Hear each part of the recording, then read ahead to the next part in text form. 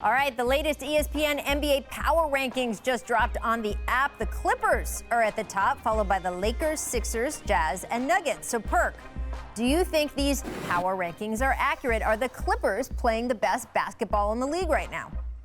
They are playing some of the best basketball, Rachel, but I still get a slight edge to Philly. But I tell you what, the Clippers are on a mission, and everyone, including myself, talked about how they didn't do well in the offseason. But guess what? Nicholas Batum has been an unsung hero. Paul George is playing some of the best basketball of his career. He's bounced back after the horrible postseason that he had. Kawhi's been Kawhi. Reggie Jackson has stepped up tremendously. And great job by Ty Lue, because these guys have bought in. They're sharing the ball. They're competing at a high level on the defensive end, and you can feel the energy. And most importantly, the thing that I've witnessed is Kawhi is starting to be more vocal. He's starting to be a better leader. I'm watching him interact with guys and talk with guys and trust guys. So the Clippers are dangerous. And guess what? If I'm the Lakers, I'm keeping a close eye on them, because they will possibly have to see them in the Western Conference,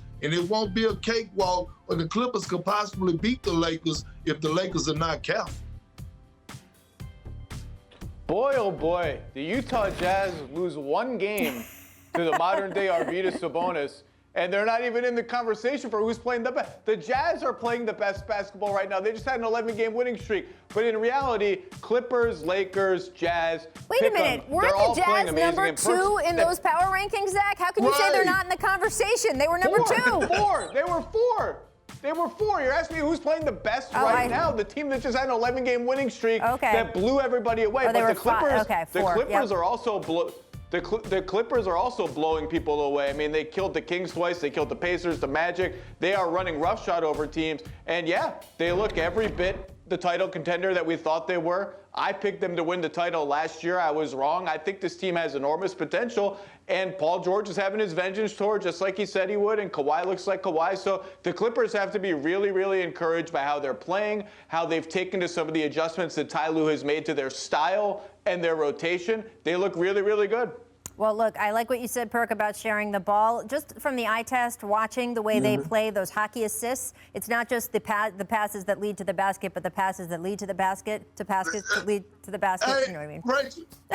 Rachel, see, I love it when you give me this good gospel on Monday. I love it. Because, see, when you talk about that eye test and not getting caught up in the analytics, that lets me go to know that you are sitting in front of your television and you actually watching the game. You know I am, Perk. That's what basketball purists do. Absolutely. They sit down and they watch it with their eyes, Rachel. Well, the eye test gives you all those hockey assists, but I will say, if you dive into the analytics, you've got good numbers for the Clippers there, too, Perk. Kawhi has the 3rd highest player efficiency rating in the league this season. He's played in 17 of the Clippers' 21 games, which is also an important number, and he's averaging 34 minutes a game. So, Zach, what do you think has changed for Kawhi in his 2nd season in L.A.?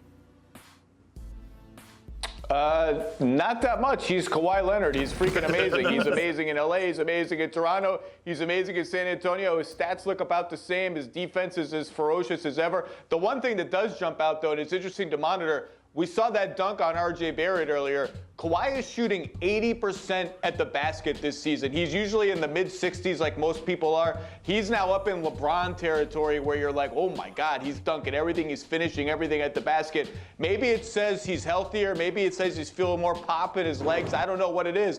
But if that keeps up, and the Clippers, by the way, who don't get to the rim much and who don't earn free throws, if they can get those numbers up, then they become a really scary team.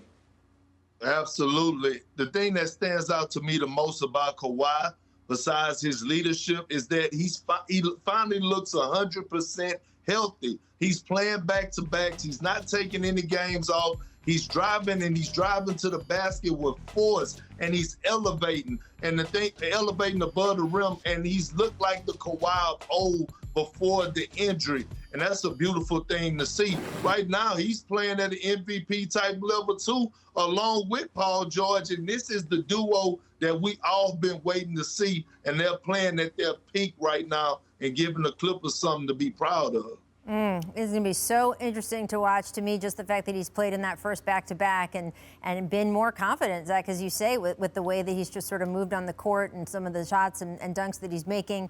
You feel like he feels like he's healthier. We'll have to see. Thanks for watching ESPN on YouTube. For live streaming sports and premium content, subscribe to ESPN+.